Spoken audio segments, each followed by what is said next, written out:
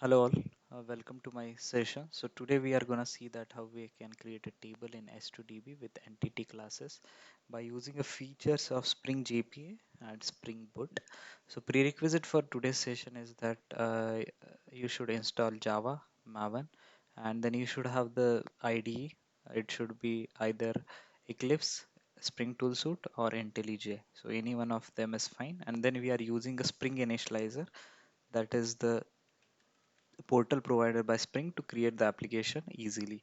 So here we, as you see that you need to select the project as Maven project, language as Java, Spring Boot version you can select either one of them, and then you have to select add a group artifact name description package name. Then packaging should be jar and then a Java version whichever you are using.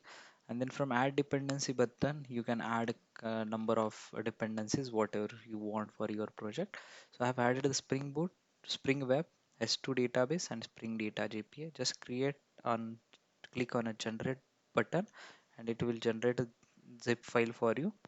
Inside that all the project structure would be get created for you. Just you need to go to your Eclipse, IntelliJ or IDE. Just click on file, import it and select it as a Maven project and then click on finish. Once it is done, just check in configuration. If it is not Maven project, then convert it to the Maven project.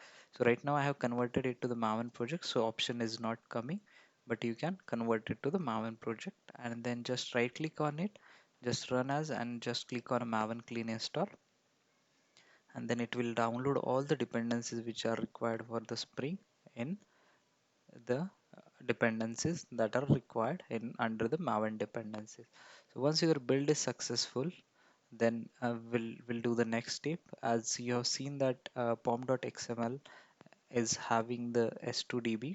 Okay, we have added it. So right now we have to do a configuration for S2DB. Open your application.properties and add this configuration as it is. You can copy it from my GitHub repository. So this is the database where we are storing on your local machine. Then these are the driver, username, password, and the database platform is which dialect you are using with Hibernate to map the entity with the database table.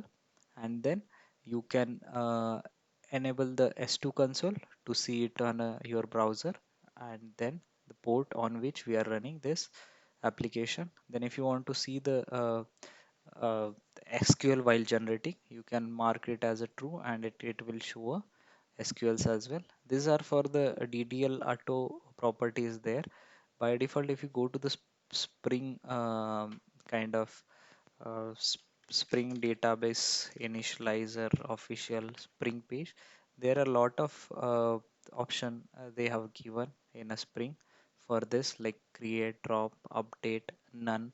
These kind of options are already there if you see here. So we have used a create and drop, so it will create when starting and drop it when closing, and then it will show formatted SQL. And here you can see the S2 console on this path, which is kind of a REST endpoint getting created. And if you want the S2 consoles in a trace mode and all this, you can enable or disable this kind of flag. So this is the initial configuration you need to create. Once this is created, you just have to go to create one class, that is a country, like I have created.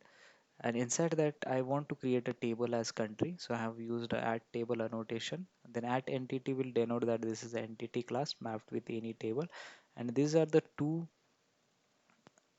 kind of columns I want in a table. ID is a kind of the ID is kind of primary key, and this is kind of auto generation, so it will automatically generate this column value for this column when we insert the name in it. Next Pojo I have created for better example. I have just marked it as an entity. I have not mentioned any table name. And similarly, I have used a annotation for ID as a primary key, and then I have used a first name, last name, but I haven't mentioned any column name on it like I have mentioned here. So we'll see how it is getting generated. And then third one I have created employee information. I have similarly added the add entity table, the primary key with this annotation. Then on each field I have added it as add column on getters. Okay, and we'll see how it will get created. Then this is the task. Here I have used all the combination at entity, table, ID, column and all marked on a variable itself. And this is kind of your variable, but this is the actually the column name which get created is done is underscore done. So that way variations we see. So I have created a 4 classes, so you can get this from my Git repository easily and you can create them. So this is the first one. If you won't find a Git repository, you can take a print screen. So I'm just pausing for a second on each class. You can take a print screen and then probably you would be able to create these classes on your own as well. Then this is a demo application I have created. Inside that you have to mark it as a Spring Boot application and you have to enable all configurations, and this all classes should be under one package. Okay, so once this all things are done, just you have to right click on your application, just run as a Spring Boot app. Okay, once it ran, it will show you all the path, and if you see that it has dropped the table if it is already existed, and it has all generated the new tables. If you see that create table country got created, ID, name and primary key is assigned. Similarly for customer, if I show you this, okay, I will copy this in another probably notepad for you to show. So in notepad, if you see, I'm just maximizing it, and if you want to map it with each class, you can map it. So for country, if you see that ID and name is get created with this query. For customer, similarly, first name, last name, it has created the column itself by using the camel case format and added underscore. Then third one is employee information. If you see that table name, everything is got created by using the camel case, and all remaining characters on this column name is all created here for this class.